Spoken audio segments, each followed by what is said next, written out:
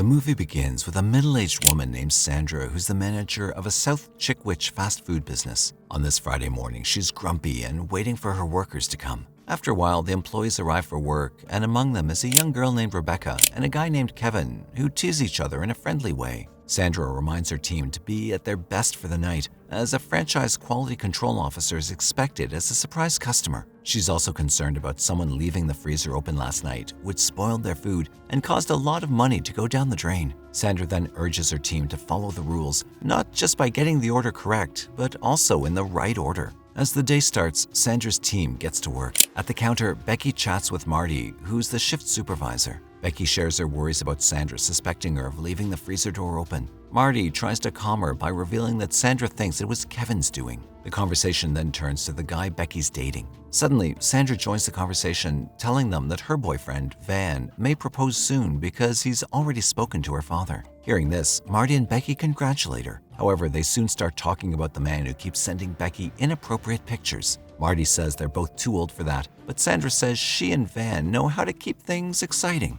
As Sandra leaves, she catches Becky and Marty laughing at her words and gets a little upset. Following this, Sandra continues carrying out her managerial duties. She checks up on the custodian, Harold, to see if he's doing his job properly. Surprisingly, Harold has already finished his tasks. He mentions he might drop by later for milkshakes. While she's working, her boyfriend Van calls to ask if it's okay to hang out with his friend. Sandra tells him he doesn't need her permission for that, but reminds him not to get too drunk. Since it's a busy day, she says she has to get back to work and hangs up the call. Meanwhile, Becky, Kevin, and their co-workers are complaining about schedules at the counter. Sandra notices them in this state and chastises them. She asks Kevin to restock his supplies and questions why Becky isn't doing her cleaning duties as previously instructed. During this conversation, Sandra's informed that the police have made a phone call for her. She then goes to her office and answers the phone. Sandra introduces herself, and the caller on the other end introduces himself as Officer Daniels. As they talk on the phone, Daniels checks if she's the supervisor, and she confirms. Now, Daniels explains that he's been in touch with their regional supervisor and needs her assistance. Worriedly, Sandra asks if this is about the refrigerator,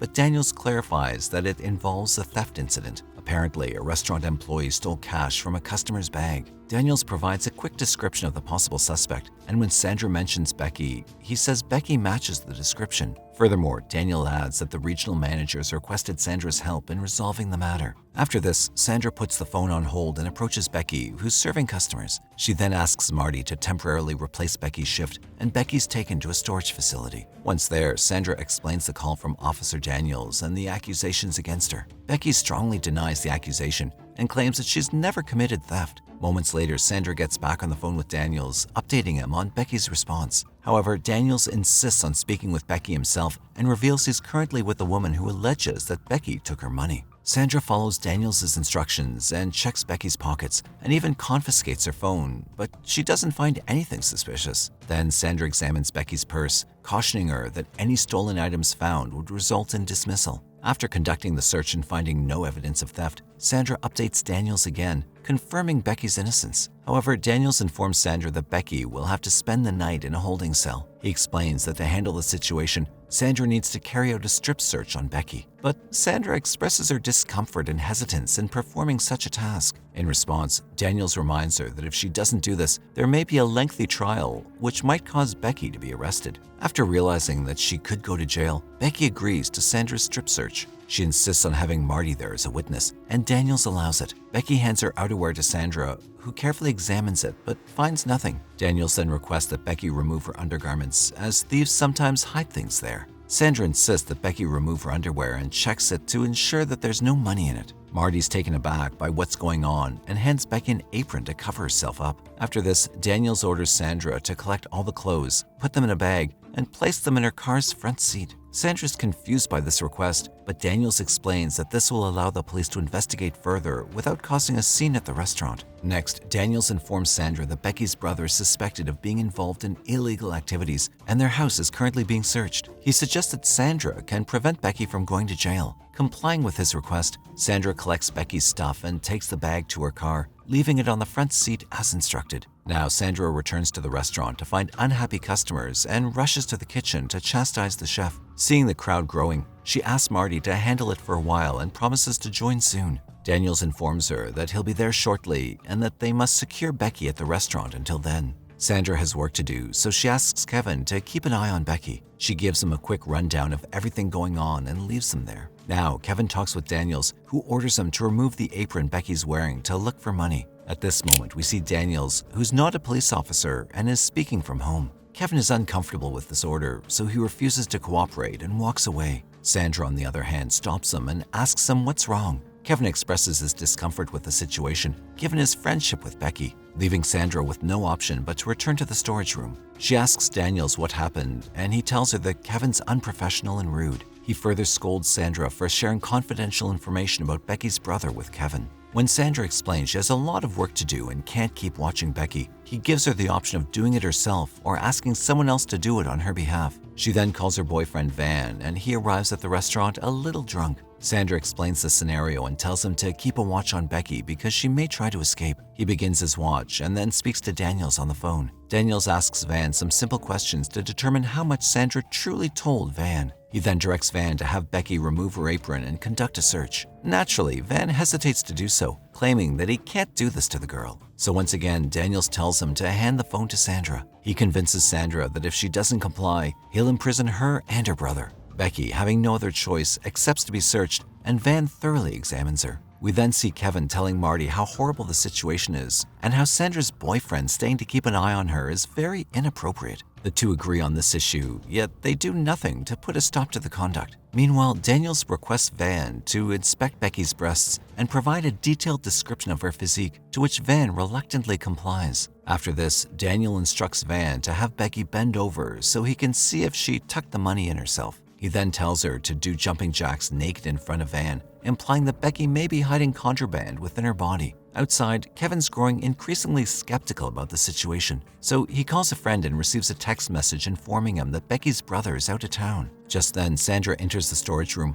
and Becky instantly begs for help, but Sandra's overburdened with work and orders the girl to stop talking. While speaking with Van, Daniels receives a notification that his phone card has only 1 minute remaining. So he rushes upstairs to fetch another card and enters the code just before his time expires. With this, Daniels claims that Van must discipline Becky for the way she spoke to Sandra. He speaks to Becky and tells her to first obey and then do something nice for Van because she behaved badly and needs to be punished. He also requests that Van place the phone next to him so he can hear the spanking. Van agrees and orders Becky to sit on his lap. He then spanks her loudly for a long time. After this disgusting demand, Daniels then forces Becky to do oral acts on Van, and despite her reluctance, she complies with his demand. Sometime later, Sandra returns with food for Van and Becky. Right at that moment, Daniel advises Van that it's time for him to leave because he's not been able to find the money. Feeling guilty about what he'd done, Van becomes dazed and walks away, leaving Sandra confused. However, Daniel informs Sandra that she must find another man to take Van's place in watching over Becky. Now, Becky's left alone for a while and realizes that everything that happened to her is caught on surveillance. Moments later, Sandra signs Harold, who's just returned to the cafe for a milkshake. She takes him aside and explains the situation. Sandra lets Daniels know that Harold will now be looking after Becky while she returns to her counter duties. Eventually, the phone is handed to Harold. He talks with Daniels, who asks if Becky still has the apron on. But since Harold isn't a very agreeable person, he starts doubting Daniels' real intentions. Even then, Daniels instructs him to remove Becky's apron, claiming it's to search for stolen money. But Harold refuses to comply with any of the caller's demands without hesitation. When he gets outside, he tells Sandra that the pervert wants him to perform all sorts of inappropriate things. Next, Sandra calls Robert Gilmore, who's the regional manager of their restaurant. Robert tells Sandra that he's been sick all day and that no cops have contacted him. Sandra finally understands that the officer's phone call is a scam. Immediately, she talks with Daniels and inquires about his real identity. But Daniels orders food from their menu and jokes around before hanging up. Soon after that, the police are summoned and a seasoned detective takes over the investigation. Kevin tries to trace the call, but since it's a prepaid phone, he's unsuccessful in doing so. Now, the investigators begin interrogating everyone. They start asking questions about Sandra and whether she cares about her employees at all. When they question Becky why she didn't refuse to take off her clothes, Becky says that she assumed she'd be forced to do it anyhow. At home, Daniels puts his notes and phone on his desk before joining his daughter downstairs. Meanwhile, at the police station, the detectives make calls to inquire if anyone has spotted someone suspicious. They discover that this isn't an isolated incident, as it's happened before. Through careful examination of the call recordings, they find out the man who claimed to be Daniels is a telemarketer and a family man. After a little search, Daniels is eventually taken into custody by the police. Following this incident, Becky decides to file a legal complaint against Sandro, but her lawyer suggests suing the restaurant instead since they allowed the incident to occur on their premises. Meanwhile, Sandra agrees to be interviewed by a journalist. During the interview, she reveals that she hadn't had any contact with Van since the incident, and she lost her job as a result. She defends herself by explaining that she believed she was doing the right thing at the time and portrays herself as a victim too.